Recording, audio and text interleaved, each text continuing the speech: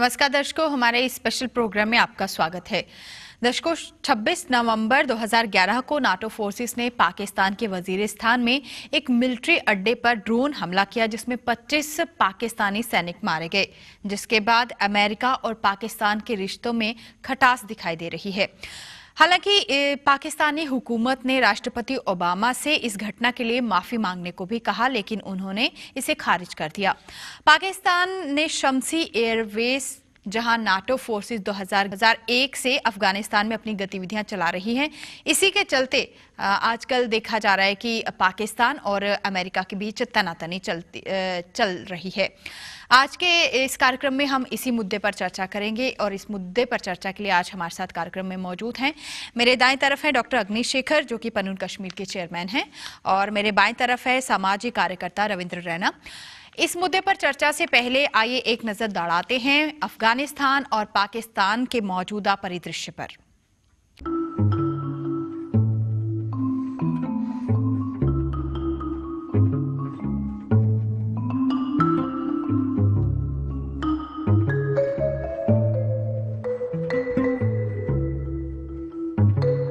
Afghanistan central Asia के एक महत्वपूर्ण लोकेशन पर स्थित है। आदिकाल से ही एशिया और यूरोप के बीच में ये अफगानिस्तान एक ट्रेड रूट रहा है। ईसा के 450 साल पूर्व मौर्य वंश के राजा चंद्रगुप्त मौर्य ने यहाँ राज किया। अफगानिस्तान हमेशा से ही विदेशी आक्रमणकारियों की चपेट में रहा है। कभी अरब से, तो कभी सोवियत रूस, तो कभी अमेरिका ने इस क्षेत्र में बहुत तबाही की। यहाँ रहने वाले अधिकांश लोग पारसी अफगान हैं, जिन्हें हम पठान कहते हैं। इनके अलावा यहाँ उज़्बेकी, तजाकिस, शिया मुस्लिम भी अच्छी संख्या में हैं। उधर पाकिस्तान पूर्वी और दक्षिणी सीमाओं के साथ अफगानिस्तान से जुड़ा है। पाकिस्तान का वजीरिस्तान हमेशा से ही आतंकवादी गतिविधियों का बहुत बड़ा अड्डा रहा है और तालिबान ने यहां से ही अपने संगठन को आगे बढ़ाया है।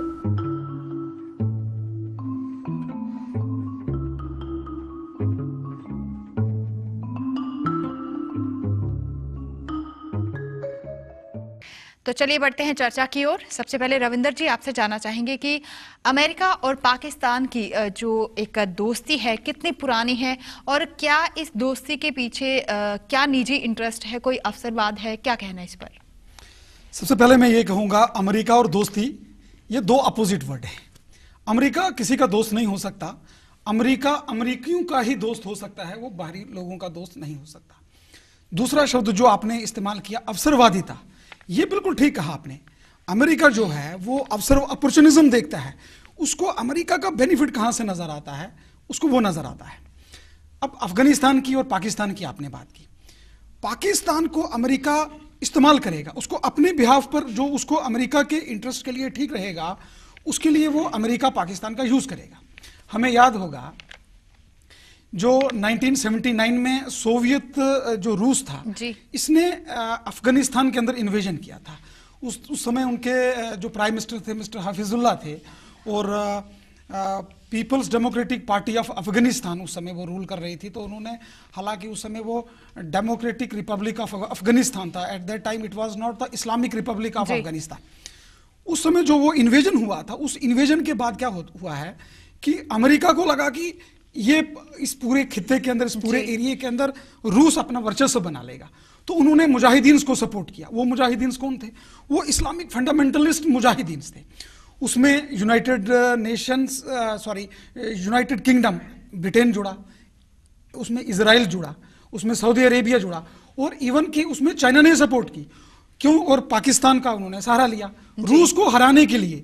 रूस वहां ना शामिल हो पाए, जीते ना, रूस की डिफीट तय हो, इसके लिए अमेरिका ने पाकिस्तान का 1979 में यूज किया। और ये जब वहां 1988 के बाद रूस ने अपनी फोर्सेस को विड्रॉ करना शुरू किया, उसके बाद ये जो सारा ग्रुप था, ये जो मुजाहिदीन का ग्रुप, जिसको इन्होंने फंडिंग की, जिसको CIA ने फंडिंग की, जिसको प्रेसिडेंट जिमी कार्टर, उस समय 1979 में जिमी कार्टर प्रेसिडेंट थे, उन्होंने फंडिंग की। बाद में उनके प्रेसिडेंट रोनाल्ड रोगन आए, उन्होंने वहां के अंदर किया। देखिए, जब स्टार्टिंग के अंदर 1980s में जो CIA थी, इन्होंने $30 मिलियन तक स्टार्टिंग से ये असिस्टेंस, फाइनेंशियल असिस्टेंस मुजाहिदीन के लिए देना शुरू किया। और चलते चलते ये 7-8 साल का दौर गुजरा, तो लास्ट जो उन्होंने 1987 में $650 मिलियन पर ईयर, ये 1987 के अंदर इतना बड़ा असिस्टेंस मुजाहिदीन को दिया रूस के खिलाफ। तो अमेरिका कामयाब रहा, तो रूस को अपनी फोर्सेस वहां से विड्रॉ करनी पड़ी। और बाद में इन्हीं फोर्सेस का मुकाबला करने के लिए जब ये खड़े हो गए, ओसामा बिन लादेन आ गए, अल जवाहिरी आ गए, इलियास कश्मीरी आ गए, बैतुल्ला मसूद आ गए, और इनको मारने के लिए पाकिस्तान का इस्तेमाल किया। क्योंकि पाकिस्तान पाकिस्तान को फाइनेंशियल स्ट्रक्चर पाकिस्तान का टूट रहा है, उसको हथियार चाहिए, उसको पैसा चाहिए। तो इसलिए अमेरिका की दोस्ती पाकिस्तान के साथ अवसरवादिता है, अपॉर्चुनिज्म है, ये रियल फ्रेंडशिप नहीं है। जी, अग्निशेखर जी, आपका क्या कहना है कि क्या पाकिस्तान ने सच्चे मन से अमेरिका का साथ दिया है? मुझे लगता है कि ये रिश्ता, इनका डिप्लोमेटिक रिश्ता 10 अक्टूबर 1947 से चला आ रहा है और पूरे एशिया में एक स्ट्रेटेजिक इंटरेस्ट दोनों देशों के, महाशक्तियों के भी रहे। चूंकि अभी जो हाल ही में हमने देखा, जिसकी तरफ आपने इशारा किया, नेटो अटैक्स में 24 या 25 लोग मारे गए, सिपाही मारे गए, तो तब से हालात इस कदर दोनों के रिश्ते उस मोड़ पर पहुंचे हैं कि 27 नवंबर को ही, अगले ही दिन यूएसए में एक सर्वे हुआ। उस सर्वे के हिसाब से के अनुसार 55%, 55% अमेरिकन ने कहा कि पाकिस्तान एक दुश्मन देश है। 77% रिपब्लिकन्स में उन्होंने भी कहा कि पाकिस्तान शत्रु देश है, और 47% इनमें डेमोक्रेट्स में उन्होंने इसको शेयर किया कि ये हमारा दुश्मन देश है, ये अमेरिका के अंदर की बात है। इसी तरह जून 2011 में पाकिस्तान के अंदर भी एक ऐसा सर्वे हुआ जिसमें उन्होंने कहा कि 69% लोगों ने यह कहा कि अमेरिका पाकिस्तान का दुश्मन है। तो इन आंकड़ों से यह पता चलता है कि तनाव कितना है, अविश्वास कितना है। खासकर इस स्ट्रेटेजिक रिलेशनशिप में जो विश्वास की बहाली का सवाल है, उस दृष्टि से अमेरिका के लिए यह बहुत ही कठिन और चुनौती भरा प्रश्न सामने है कि वो एक विश्वास बहाली अमेरिका पाकिस्तान की अपने लिए कैसे करे, क्योंकि अमेरिका की गर्दन फंसी हुई है। क्योंकि प्रायोरिटी पे है कि अफगानिस्तान में पॉलिटिकल एस्टैब्लिशमेंट हो, और उसमें अमेरिकन जो थिंकर्स हैं, उन्हीं की टर्मिनोलॉजी में कहें कि वो कहते हैं कि पाकिस्तान एक पोटेंशियल स्पॉइलर है, जो हम करेंगे ये करने नहीं देगा। तो वो पोटेंशियल स्पॉइलर पाकिस्तान को समझा जाना वहां से, इस कारण से अमेरिका के लिए काफी चुनौती भरा है। और उधर से अमेरिका और पाकिस्तान के बीच जो संबंधों में दरार आ रही है, बहुत बड़ी हो रही है। इससे चीन और अधिक निकट आ रहा है पाकिस्तान के, और चीन के साथ भी एग्रीमेंट, फ्री ट्रेड है, मिलिट्री और इकोनॉमिक एड तो काफी पहले से है। और ये सब जहां तक ये एक रिश्ता नए दौर में गुजर रहा है, इसको अगर हम और थोड़ा सा विस्तृत देखें तो पूरे इस खित्ते में जो ईरान एक परमाणु शक्ति देश के रूप में उभर रहा है, और अमेरिका, ओबामा का स्टेटमेंट है कि will not allow Iran to develop nuclear weapon, और उसके खिलाफ वहां से रशिया है, चाइना है। और इधर पाकिस्तान में जो ये भी अटैक हुआ 26 पर, इस पर आपने देखा होगा रूस का स्टेटमेंट, इस पर चीन का देखा, और सब देशों का। तो अजीब तरह के समीकरण है और बहुत नाजुक है, और सब में हमने देखना कि अपने भारत पर इसका क्या असर है, और भारत को कैसे इसको टैकल करना चाहिए। मैं चाहूंगा एक और तरफ आपका ध्यान खींचना। जैसे मैंने आंकड़ों के हिसाब से कहा कि पाकिस्तान के अंदर अमेरिका को एंटी अमेरिकन जो रेटोरिक है, और उसमें लगभग 69% लोग अमेरिका को दुश्मन देश मानते हैं, और वहां भी कैसे। एक और बात देखिएगा कि अभी तक जो परसीव किया जा रहा है भारत को, पाकिस्तान के लोग, उनको समझने दिया गया है कि हिंदुस्तान जो है वो सबसे बड़ा खतरा है पाकिस्तान के वजूद के लिए। अब उस सोच में स्लाइटली टेम्पररी, क्षणिक एक शिफ्ट आ गया लगता है कि अब वो नंबर 1 पर अमेरिका को पहले रखेंगे और नंबर 2 पर भारत को रखेंगे। उससे भारत को ज्यादा खुश होने की जरूरत नहीं है, वो तात्कालिक है। हो सकता है कि अमेरिका के लोग संकेत आ रहे हैं, ज्यादा पैसा देंगे, और अमेरिका की ओर से भी, पाकिस्तान की ओर से भी ऐसे संकेत आने लगे हैं, क्योंकि आपने कल ही पढ़ा होगा कि पार्लियामेंट्री कमेटी जो पाकिस्तान ने बनाई उसने कुछ रिकमेंडेशंस किए कि हमारे नए संबंध जो हैं वो कैसे होने चाहिए, new terms of engagement and cooperation, कि हम किन किन मुद्दों पे, किन किन शर्तों पे नए सिरे से इसकी समीक्षा करेंगे और वो पार्लियामेंट तय करेगा। और उधर से पहले तो अमेरिका ने कहा कि वो क्या कहते हैं, वो पहले नरम सा पड़ गया, अब उन्होंने थोड़ा एसर्ट करना शुरू किया कि हमारे लिए जरूरी था, we are at war with terrorist. तो पाकिस्तान और अमेरिका के संबंध किस करवट बैठेंगे ये देखना बाकी है, और अभी फाइनल इस पर शायद ही टिप्पणी की जा सकती है। जी रविंदर जी, अभी जब मैंने आपसे पहला प्रश्न किया उस दौरान आपने एक तालिबान का भी जिक्र किया, जानना चाहेंगे कि क्या है ये तालिबान, कैसे वजूद में आया?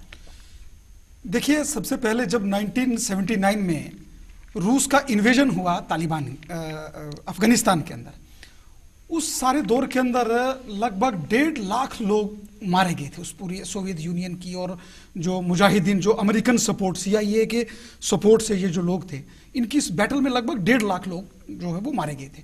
उस समय क्या हुआ था, लगभग 5 लाख लोग रिफ्यूजीज हो गए थे, अपना घर बार छोड़ के भागे।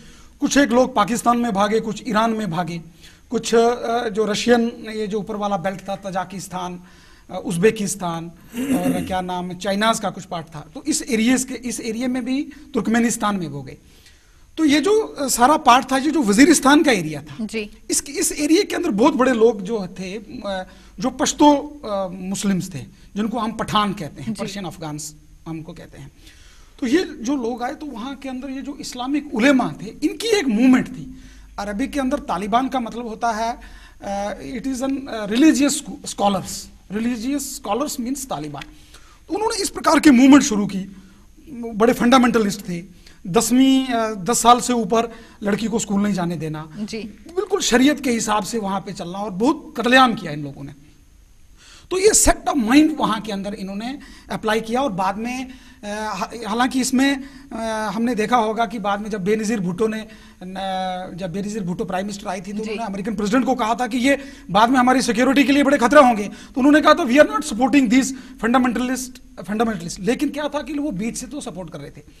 और ये तालिबान जब धीरे धीरे ग्रो हुआ, तो ये आप नक्शे के ऊपर देखिए ये कहाँ ग्रो है, ये वो सारा ईस्टर्न और जो साउदर्न पार्ट ऑफ अफगानिस्तान है, जो पाकिस्तान के साथ टच होता है।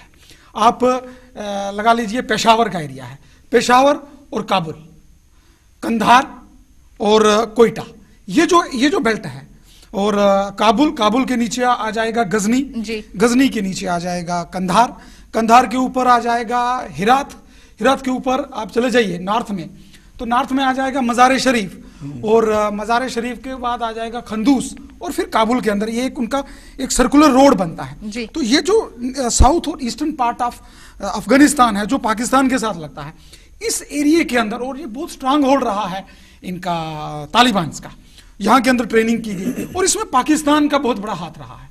और तालिबान का बर्थ जो है ये वजीरिस्तान में हुआ, इनका ऑपरेशन, इनका सेंटर, इनकी एक्टिविटीज, इनका आउटब्रस्ट जो है वो कंधार में सबसे पहले हुआ।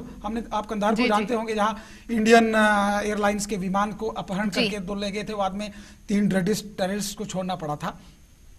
तो ये कंधार जो है ये उनका एक स्ट्रांग होल्ड बन गया, लेकिन इसका जो कहीं ना कहीं पाकिस्तान के साथ इसका रिलेशन था। तो ये इस्लामिक उलेमाओं की जो मूवमेंट चलती थी, उनके ये स्कॉलर्स थे, इस नाते से इन्होंने चलाया, और बड़े फंडामेंटलिस्ट तरीके से इन्होंने वहां के अंदर ये सारी व्यू रचना की। और ये कहीं ना कहीं वही लोग थे जो CIA ने मुजाहिद के रूप में जिनको प्रोजेक्ट किया था। जी अग्निशेखर जी, आपसे जानना चाहेंगे कि अमेरिका और पाकिस्तान की दोस्ती आखिर भारत के लिए कितनी खतरनाक है?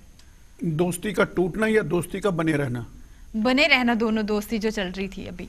आप देखिए कि एक कॉन्ट्रडिक्शन देखिए, पाकिस्तान एक नॉन नेटो एलाई है, उसका नेटो का मेंबर नहीं है, नॉन एटाई है, और पाकिस्तान को साथ जोड़ा गया कि आप वॉर ऑन टेररिज्म में आप हमारे साथी हैं। यही कंट्राडिक्शन देखिए कि जहां तक पाकिस्तान यूएसए की नीति है, अमेरिका की नीति, इस अटैक से पहले, संबंधों के खराब होने से पहले अमेरिका की कोशिश रहती थी कि पाकिस्तान को भारत एक आतंकवादी देश के रूप में, रोग देश के रूप में प्रोजेक्ट ना करे, क्योंकि उसके हिसाब से वो उसे एक एंटी टेररिस्ट कंट्री के रूप में, देश के रूप में प्रोजेक्ट करना चाहता है। जहां तक हमारा अनुभव है, ये हमारे लिए रोग नेशन है, ये हमारे लिए एक टेररिस्ट स्टेट है, क्योंकि आप स्वयं जानते हैं उनके आंकड़ों से, CIA या भारत के आंकड़ों से 55 के आसपास आपके टेररिस्ट कैंप POK में हैं और पाकिस्तान सपोर्ट करता है। कल ही मीडिया में एक चर्चा थी फाई के हवाले से कि जो वहां डिप्लोमेट थे पाकिस्तान के, हिलाली साहब, उन्होंने कहा कि वी आर प्राउड ऑफ फाई, वो जो कर रहा है उस पर पाकिस्तान को गर्व है। यानी ISI जो कर रहा है भारत के खिलाफ, चाहे वह फाई या चाहे वह टेररिस्ट, उसके खिलाफ तो वो गर्व से भरे हैं। तो यहां देखना चाहना चाहिए कि कॉन्ट्रडिक्शन जो उभरता है, पाकिस्तान एक आतंकवादी देश है हिंदुस्तान के लिए, और अमेरिका उसे प्रोजेक्ट करना चाहता था कि ये आतंकवाद के खिलाफ लड़ने वालों में, जो कि एक कॉन्ट्रडिक्शन है। और वहां भारत और अमेरिका में एक तनाव है, संबंधों का कॉन्फ्लिक्टिंग है वो सिचुएशन। तो उसके चलते अगर हम पिछला एक दशक देखें, खासकर 9/11 के बाद, 9/11 के पहले पाकिस्तान और सऊदी अरब की भूमिका अलग थी, वो तालिबान का समर्थन खुल के करते थे। 9/11 के बाद प्रेशर में, दबाव में, मुशर्रफ साहब के जमाने में उसमें थोड़ा बदलाव आया और उन्हें नॉन नेटो के रूप में इसको एलाई लिया जी। ये संबंध है, इसमें भारत की पोजीशन, क्या हिंदुस्तान की सरकार एक असर्टिव नेशन के रूप में अमेरिका के साथ व्यवहार करती है, या जो भी व्यवहार करना चाहिए as it should behave as assertive nation, तो वहां हमारी कमी है। खतरा यहां पैदा होता है कि वो दोस्ती है या नहीं है। दोस्ती है तब भी कंट्रडिक्शन हम लिव कर रहे हैं, दोस्ती नहीं रहेगी तो चीन ज्यादा नजदीक आ रहा है। हालांकि चीन के साथ भी अलग तरह के पैमाने हमारे हैं कि लार्जेस्ट ट्रेडिंग पार्टनर हिंदुस्तान है चीन का, वो अलग, लेकिन जो चीन की घुसपैठ POK में है, जो चीन आपत्ति करता है सीमा विवाद के नाम पर, हमारे प्रधानमंत्री को भी, भारत के प्रधानमंत्री को अरुणाचल जाने पे आपत्ति करता है, या दलाई लामा के यहां होने से आपत्ति करता है, वहां आप इंटरेस्ट देखिए ना, इंटरेस्ट क्लैश कहां करते हैं, इंटरेस्ट कहां एक जैसे है। जैसे अमेरिका और पाकिस्तान और चीन का देखिए, चीन समर्थन करता है पाकिस्तान का, जो उसका रुख है कश्मीर पर, वो उसका समर्थन करता है। पाकिस्तान समर्थन करता है चीन का तिब्बत को लेकर, शिंकियांग को लेकर और ताइवान को लेकर। और इस सब के चलते जो मिलिट्री एड पाकिस्तान को यहां से खुल के मिलता रहा है, अमेरिका के साथ दोस्ती के बावजूद, समांतर, पैरेलल, वो मिलता रहा है। तो दोनों ओर से दोनों महाशक्तियों का पाकिस्तान का समर्थन हमारे लिए हमेशा चुनौती, हमारे लिए हमेशा सावधानी का एक रहने का विषय है। खासकर कश्मीर के संदर्भ में देखें तो दोनों महाशक्तियां क्या चाहते, क्या रुख है कश्मीर को लेकर के, चीन का, क्योंकि वो पाकिस्तान का सपोर्ट करती है, अमेरिका का इनडायरेक्टली, आप देखिए इनडायरेक्टली जो वर्ल्ड ओपिनियन है उसमें इनडायरेक्टली टैसिट अंडरस्टैंडिंग पाकिस्तान के साथ है। जो अमेरिका चाहता है वही भारत से करवाना चाहता है, चाहे वो ऑटोनॉमी के रूप में हो, डाइल्यूशन ऑफ इंडियन सॉवरेनिटी के रूप में हो। तो दोनों को लेकर के हमको नए सिरे से, एक तो लगे होंगे जो इसके करंदार हैं हमारी नीतियों के, लेकिन हमको भी अपनी विदेश नीति पे एक समीक्षा करने की जरूरत है। जिस तरह से पाकिस्तान रिपोर्टेडली कर रहा है या अमेरिका रिपोर्टेडली कर रहा है, हमको भी करने की जरूरत है। जी रविंदर जी, हम बात कर रहे हैं अमेरिका और पाकिस्तान के रिलेशंस को लेकर, और यहाँ पर चीन के किस तरह के रिश्ते हैं, ये भी बात जरूरी है। अगर हम बात कर रहे हैं चीन की, तो चीन के पाकिस्तान के बड़े अच्छे गहरे संबंध है, और अगर बात करें अमेरिका के साथ तो बहुत गहरी दुश्मनी है, ये कह सकते हैं हम। तो अगर इन दोनों की अगर हम मिलकर बात करें तो दो दुश्मनों का एक दोस्त है पाकिस्तान, क्या कहेंगे इस पर? मैंने पहले कहा अमेरिका किसी का दोस्त नहीं है, अमेरिका अमेरिकियों का ही ख्याल करेगा।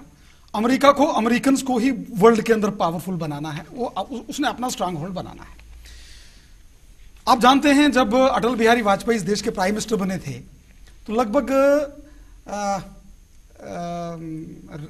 प्रेसिडेंट रेगन के बाद शायद ये जो बीच का बहुत बड़ा गैप था, प्रेसिडेंट क्लिंटन भारत आए थे, उसके बीच में कोई 8-10 साल भारत के अंदर कोई नहीं आया था। क्यों? कि अमेरिका भारत को अपना इन फ्यूचर में कंपटीटर मानता था। ये जो पिछले 10-15 साल के अंदर चाइना बड़ी तेजी के साथ, चाइना ने अपना सिर उठाया है बड़ी तेजी के साथ, और अमेरिका को भी वो आंख दिखाने लगा है। तो क्या हुआ कि पहले उन्होंने सोवियत रूस को मारने के लिए, सोवियत रूस को अफगानिस्तान से खदेड़ने के लिए पाकिस्तान को प्रयोग किया। फिर जब पाकिस्तान के अंदर, अफगानिस्तान के अंदर वो मुजाहिदीन तालिबान वो बढ़ना शुरू हो गए, उनको मारने के लिए पाकिस्तान को चाहिए था, उसको घुसाया। और यहाँ तक आप पाकिस्तान और चाइना की, अमेरिका की दोस्ती को बहुत वो मत समझिए कि ये परमानेंट दोस्ती है। क्या हुआ, जब अग्निशेखर साहब ने कहा कि 9/11 हो गया था, 9/11 के बाद मेरे को याद है ISI के जो चीफ थे उस समय लेफ्टिनेंट जनरल महमूद अहमद, वो उन दिनों के अंदर उनका टूर बना हुआ था वाशिंगटन का।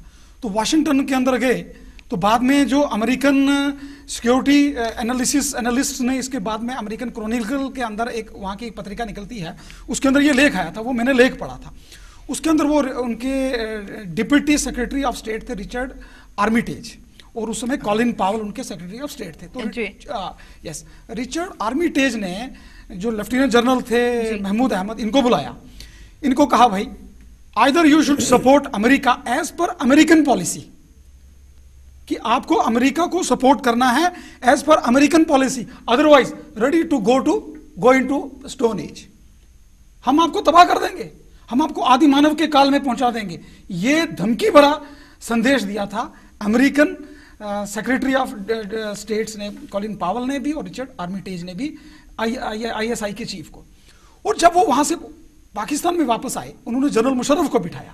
जनरल मुशर्रफ को जब उन्होंने बिठाया, तो जो CIA के बाकी कमांडर्स थे, जो पाकिस्तानी मिलिट्री कमांडर्स थे, उन्होंने कहा नहीं, हम अमेरिका की धमकी को नजरअंदाज करेंगे, हम अमेरिका के साथ नहीं जाएंगे। क्या कर लेगा अमेरिका? आखिर इस खित्ते में अमेरिका के भी दुश्मन है, ईरान अमेरिका का दुश्मन है, चाइना अमेरिका का दुश्मन है, हम अमेरिका के साथ लड़ेंगे। लेकिन जनरल मुशर्रफ जो थे, ये बड़े तेज थे, ये अपने आप को बचा गए, नहीं तो इनका हाल भी गद्दाफी जैसा करना था अमेरिका ने, इसको बहुत बुरी तरीके से मारना था।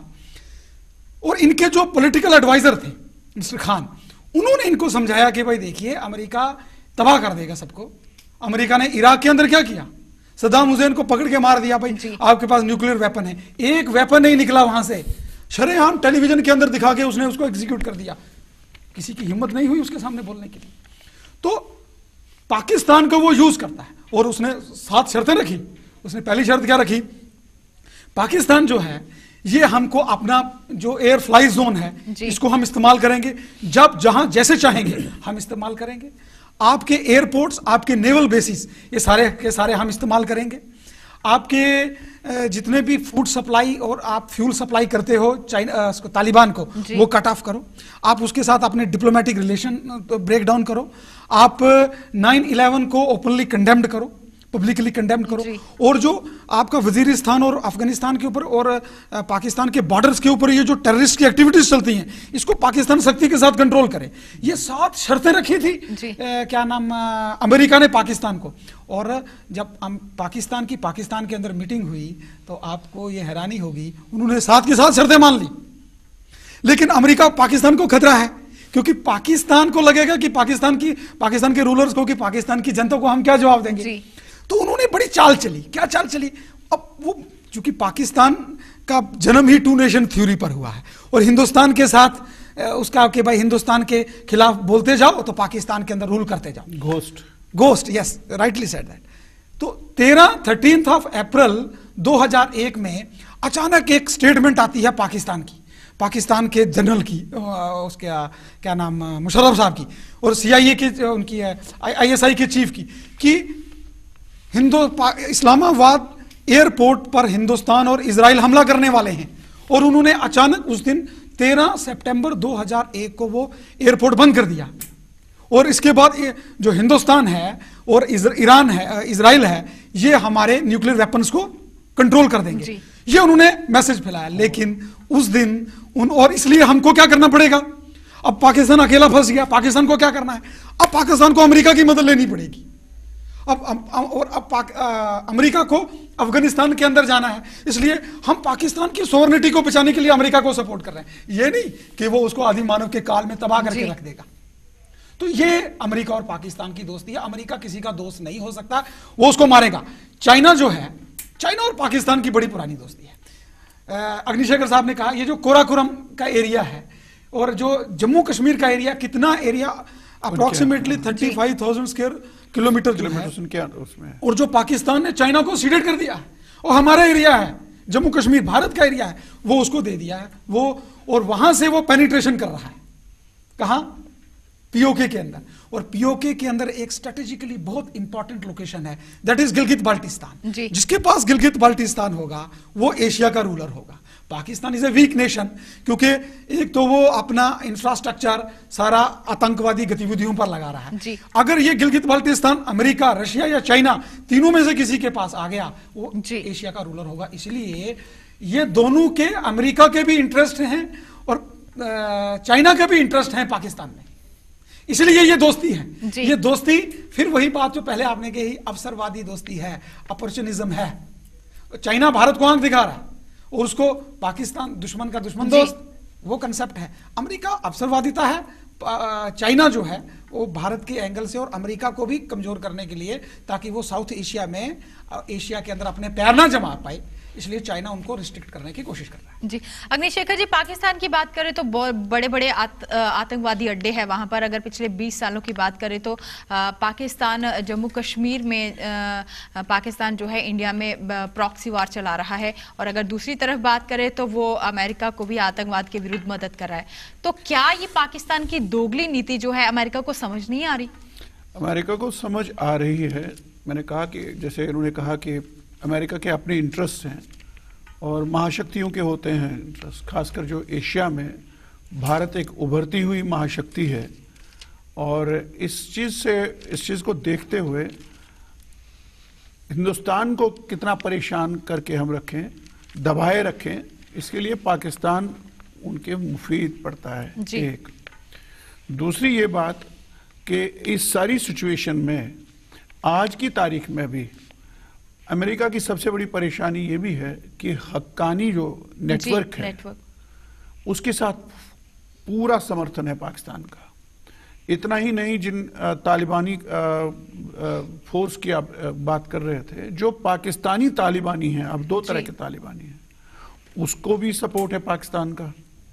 फिर ये जो एंटी अमेरिका एक लॉबी है पाकिस्तान में, उसके अलावा एक जो जिसे क्लर्जी कहते हैं और जो मुल्लाओं की एक कॉन्स्टिट्यूएंसी है जी, ये सारी की सारी जो है ये कई बार सामने आया है, 3 देशों के खुल्लम खुला विरोध में है, खड़ी है। एक भारत, दूसरा आपका इस्राइल और अमेरिका।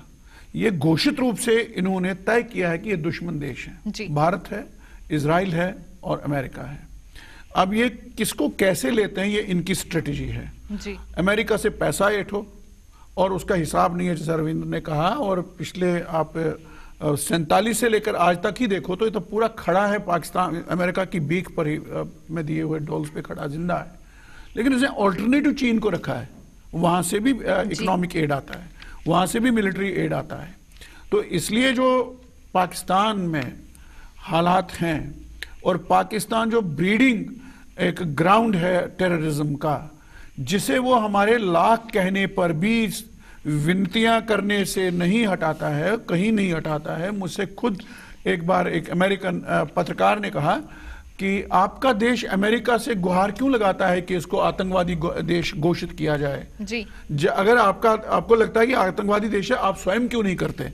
तो उस सवाल में बहुत बड़ी बात छिपी थी हमारी विदेश नीति की, हमारी हालत की, कि हम असर्ट ही नहीं करते हैं। भारत ये नहीं कहता है ढंके की चोट पे सीना ठोक के कि पाकिस्तान एक रोग नेशन है, जबकि दुनिया देख रही है पाकिस्तान एक विफल होता हुआ राष्ट्र है। और आप इसके हालात अंदर से देखिए, अगर आपका शत्रु कमजोर हो रहा है तो आप क्या करना चाहेंगे। एक थ्योरी परोसी जा रही है भारत के लिए कि स्ट्रांग पाकिस्तान जो है वो भारत के पक्ष में है जी। और मुझे नहीं लगता है कि मेरे नजर में या मेरी ऑब्जर्वेशन में कि स्ट्रांग पाकिस्तान हो या वीक पाकिस्तान हो, कि शत्रु आपका अगर कमजोर है तो वो आपके पक्ष में है, शत्रु को ज्यादा सपोर्ट करेंगे तो कैसे होगा। आप देखिए, अगर स्ट्रांग पाकिस्तान 9/11 से पहले था तो स्ट्रांग पाकिस्तान की वजह से आपका टेररिज्म है सारा, आपसे प्रॉक्सी वार कहिए तो स्ट्रांग है। अगर आपका देश, आपका शत्रु कमजोर होता है तो वहां ध्यान देना चाहिए विदेश नीति के समीक्षकों को। और मुझे लगता है कि भारत को सावधान रहने की जरूरत है और पाकिस्तान की बहुत पुरानी एक इच्छा और मंशा है कि वो तालिबानी फोर्स को भारत की ओर डाइवर्ट करे, ताकि उसका जो इरादा है कि भारत को टुकड़ों में बांटे। और फिर ये भी ध्यान में रखने की जरूरत है क्योंकि चाइना एक घटक है। चाइना ने इसी वर्ष ये भी कहा था कि हम अगर चाहें तो भारत 23 या 26 टुकड़ों में बंट सकता है, वो भी ध्यान में रखें। और आनाकानी अमेरिका की भी ध्यान में रखें। चारों ओर से खतरे हैं और हमको किसी पर भरोसा नहीं करना चाहिए। पाकिस्तान के ना झूठ, पाकिस्तान एक झूठा देश है, झूठ बोलता है, झूठ परोसता है। आप चीन पर आप विश्वास नहीं कर सकते हैं, विश्वास आपको आप खुद से करना है। जी बिल्कुल। रविंदर जी, हमने जैसे अभी बात की कि हाल ही में जो नाटो फोर्सेस ने पाकिस्तान के वजीरिस्तान में एक जो ड्रोन हमला किया जिसमें 24 से 25 पाकिस्तानी सैनिक जो मारे गए, क्या वाकई में इस घटना के बाद दोनों के रिश्तों में तनातनी चल रही है, खटास पैदा हो गई है? ये जो ड्रोन अटैक हुआ है, दुनिया